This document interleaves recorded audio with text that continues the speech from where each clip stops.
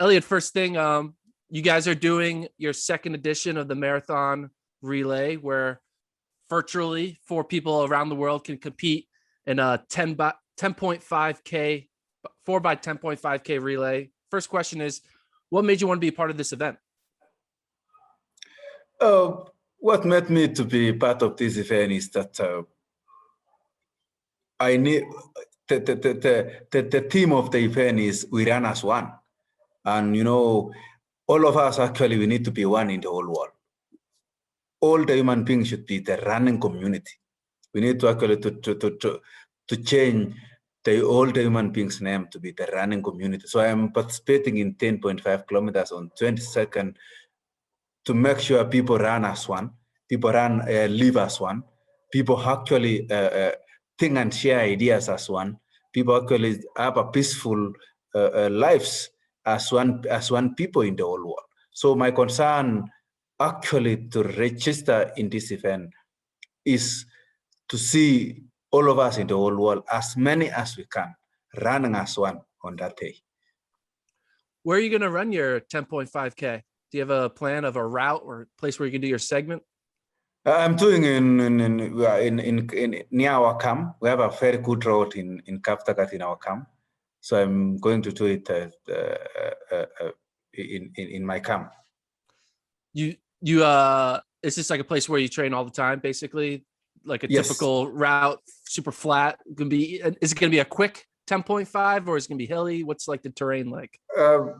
It could be really a little bit hilly, but you know, it's not about the fastest time. It's not about as the slowest time, but it's about participation.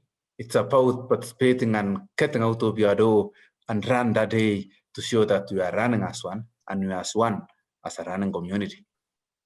You mentioned this is a worldwide event. Anyone around the world can run their 10.5K segment. You're in Kenya right now, but if you could run your 10.5K segment anywhere in the world, where would you want to run it? You've traveled the world over your career. Where would you want to run your 10.5K segment if you could choose anywhere?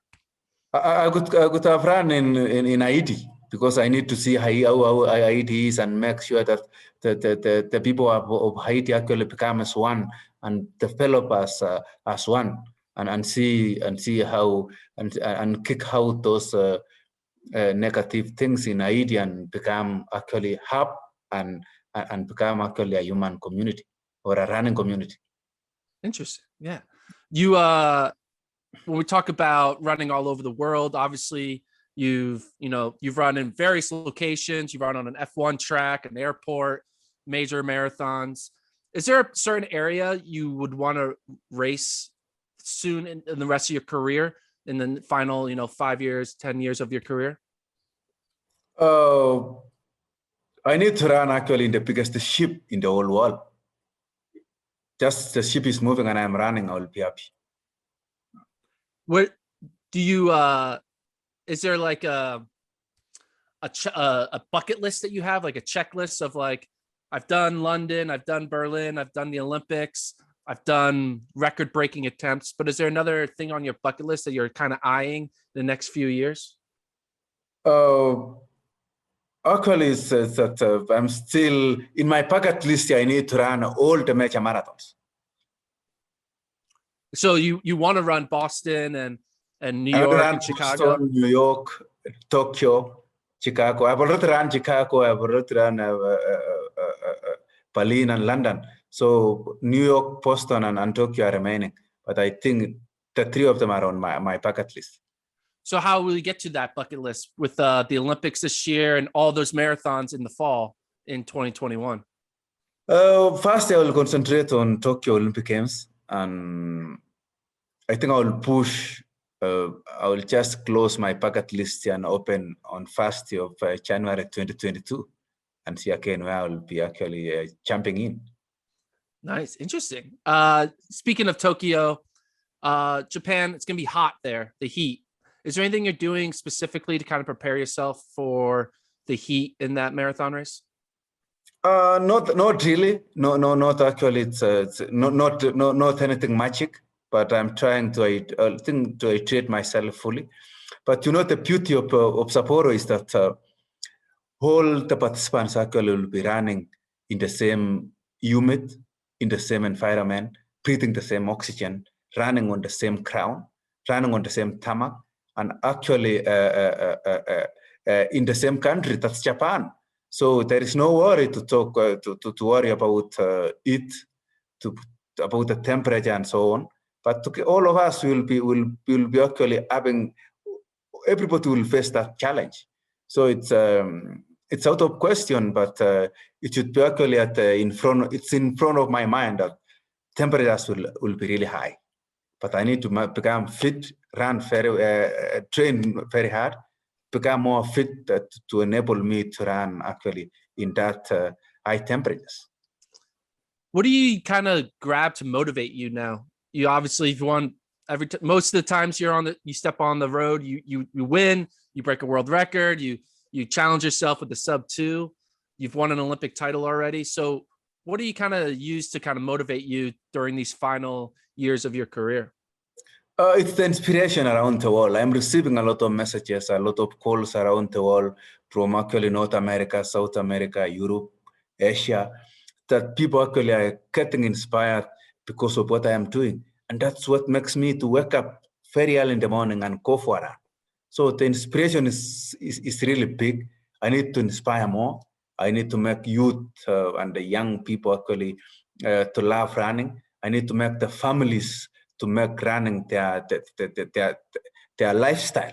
That's what actually makes me to wake up. It's my ignition key is inspiration. That's what wakes me every morning. What's that like, just on a human level, to, you start running as a kid, you're just another runner in your country, and then you get good, but you're not just getting good, you're becoming like kind of transcendent. Like the name Eliud Kipchoge is kind of like identified with the marathon now, the same way like Usain Bolt is identified with the sprint events. What's it like kind of being that representative of the running world? Like, did you expect to become this transcendent as a human athlete? Not at all. I did not actually expect to be in this position at the moment. I was just working hard and running to break the barriers, to challenge myself every day. But life changes. It has actually come to where I am now. But but my happiness is a positive inspiration that I am actually injecting to the general population. Is it weird at all being like this famous in the sport of running compared to your fellow teammates and the people you run against? It's like, well, what you do, it has a lot more eyeballs than what other people do. Actually, it has more eyebrows, but I'm happy because those eyebrows are seeing the positive part of what I'm doing. That's my happiness. That's why I'm still pushing every day. Okay, I got a fun question for you. So what's the longest run you've ever done in training that you've had? Like, what's your longest run you've done? 43 kilometers. 43 kilometers. So yes. some marathoners, they like to kind of go even beyond once they're kind of done with the marathon. Have you ever thought about dabbing into like a 50-mile run or 100-mile run and kind of see what the ultra marathon running world is like? Absolutely, yes. I think the time I'll call off the competitive running. I will have to run 80 kilometers, 60 kilometers, or the ultra marathon I'll need to participate. I need to go to California and ski and hike for 6 hours. Are you excited for that? Once your professional career is kind of coming to an end in your later years, are you excited to kind of have those new challenges? Absolutely, I'm really excited to approach life in another dimension. I'm really excited to actually to go up the mountains, actually hike with different different people with different lifestyle. I'm really excited to instill the inspiration to the youth in the whole world, to travel all along the big cities, nearly each country possible, to actually send the positive vibes. So I'm really excited to see how I will be actually performing after calling off this competitive sport. You have so many memorable moments in your career to this date. You have global titles, Olympic titles, marathon major titles. You have the 159, you have the 201. What's the most meaningful accomplishment that you've done so far? Is there a certain win? Is there a certain time you've run? Like, what to you, it's like, that's the best thing I've done to date so far? It's breaking the 2-hour barrier. That I can say it's actually my highest moments ever, by breaking that 2-hour barrier and showing the people that anything is possible. That's why I always say no human is limited. And I trust 3 billion people will actually get this praise of no human is limited, and they will be actually doing very well. So breaking the 2-hour barrier actually still my highest moment. Is there anything that you can kind of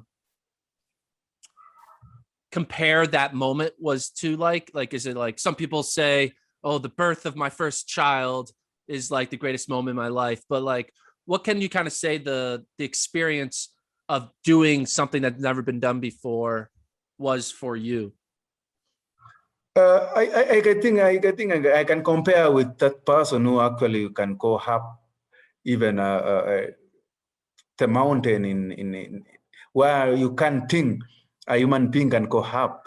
And on the other hand is that I can compare to those who have actually go to Mount Everest, and I can say it's really hard, but people actually are making it. How was I never get to ask you this question, but how was the GQ shoot? The GQ shoot, when you got to model in all those different outfits, what was that like? It was really great. So it was my first time to wear those fancy clothes, and it was really a good experience. I love it. Did you get to keep any of the outfits, or is absolutely you wear them around? Yes, I had to keep some jackets and some few shoes, so it's really great. Sometimes I go around and Look fresh. Absolutely, yes. So what are you kind of focusing on now? Obviously you have this relay event coming up next weekend, but beyond that, what do you kind of do in your training leading up to the Olympics? I'm focusing fully on my trainings towards the Olympics. You know, I have only 2 months of training, and my mind is fully on training, strength training, speed training, and I don't want to mix any other thing. But you know, Olympic Games is important. I want to actually give all my time actually to training for Olympic Games. Do you think that the race itself is going to be different? Obviously, we had a pandemic where a lot of athletes had not as many races under their belt going into an Olympics. You know, a lot more base training.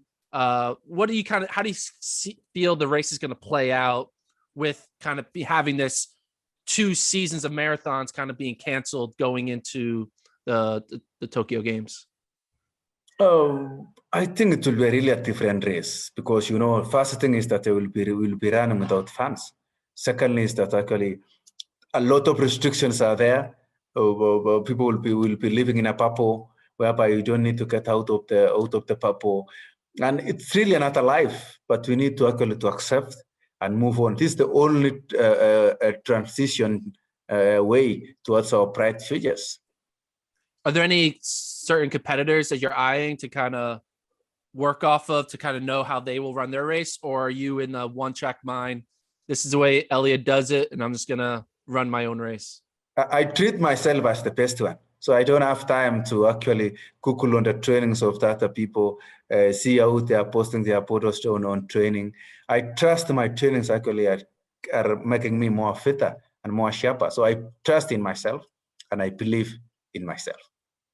Does the race itself kind of not feel as big of a magnitude because you've had breaking 2 attempts, you've had already done the Olympic Games, and you've done most majors? Like, does the pressure or the grandness of the Olympic Games kind of feel less because of your veteran presence of being in the sport for 10 plus years? Pressure will still be there. Pressure will still be as huge as those races actually, as the NATO Olympics or even breaking 2. Reason number one is that over 500 million people are watching at the same time. And, you know, to instill people, to inspire people, you need to run well. People are all nearly over 500 million are seeing you that how will you actually tackle the Olympic Games? How actually will you run the race? So pressure will still be there, but all in all is that I will be happy to compete in Olympic Games and send a positive thoughts to everybody. Cool. Well, Eliud, thanks for taking the time to chat with us. Best of luck in Tokyo, and ultimately enjoy this marathon relay on May 22nd and 23rd. Thank you very much. I wish you well in America. I trust that you are actually handling the pandemic very well. I trust you have got your first vaccine. Yes, we double. I got both. Wow. Yeah.